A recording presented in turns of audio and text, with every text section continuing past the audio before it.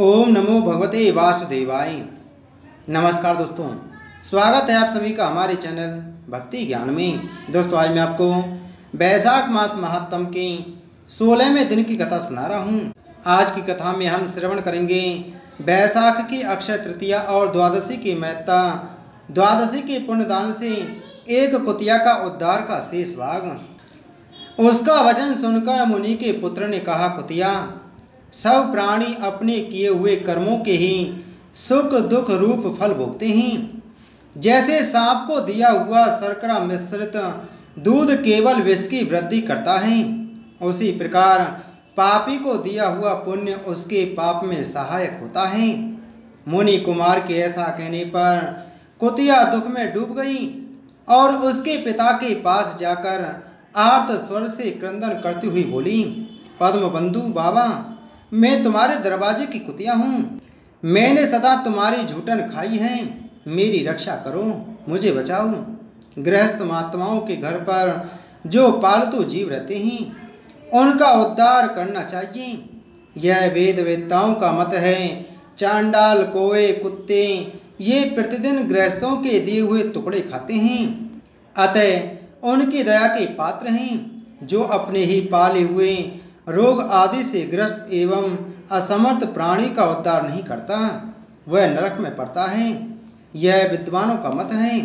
संसार की सृष्टि करने वाले भगवान विष्णु एक को कर्ता बनाकर स्वयं ही पत्नी पुत्र आदि के व्याज से समस्त जंतुओं का पालन करते हैं, अतः अपने पोष्य वर्ग की रक्षा करनी चाहिए, यह भगवान की आज्ञा है।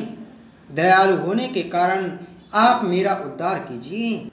दुख से आतुर हुई कुतिया की यह बात सुनकर घर में बैठा हुआ मुनि पुत्र तुरंत घर से बाहर निकला। इसी समय दया निधान पद्मबंधु ने कुतिया से पूछा, यह क्या वृतांत है? तब पुत्र ने सब समाचार कह सुनाया। उसे सुनकर पद्मबंधु बोले, बेटा, तुमने कुतिया से ऐसा वचन क्यों कहा? साधु पुरुषों के मुंह से ऐसी बात नहीं निकलती।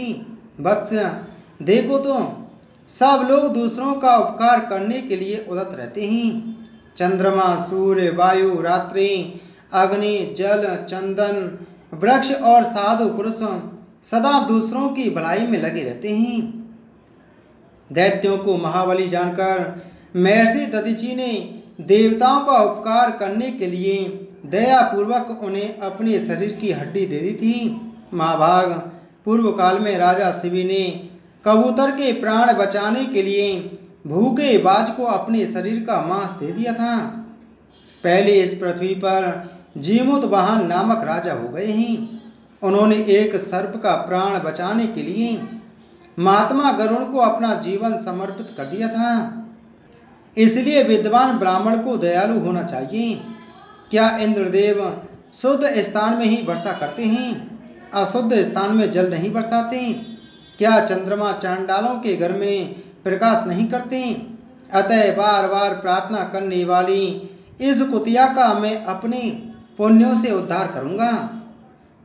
इस प्रकार पुत्र की मान्यता का निराकरण करके परम बुद्धिमान पद्मबंधु ने संकल्प किया, कुतिया, ले, मैंने द्वादशी का महापुण्य तुझे दे दिया। ब्राह्मण के इतना कहते ही कुतिया ने सहसा अपने प्राचीन शरीर का त्याग कर दिया और दिव्य देह धारण कर दिव्य वस्त्र आभूषणों से विभूषित हो दसों दिशाओं को प्रकाशित करती हुई ब्राह्मण की आज्ञा ली स्वर्गलोक को चली गई। वहाँ महान सुखों का उपभोग करके इस पृथ्वी पर भगवान नर नारायण के अंश से उर्वशी नाम से प्रकट हुई। इसी के साथ वैशाख मास महात्म के 16वें दिन की कथा संपूर्ण हुई। बोलो वैशाख मास महात्म की जय, बोलो विष्णु भगवान की जय।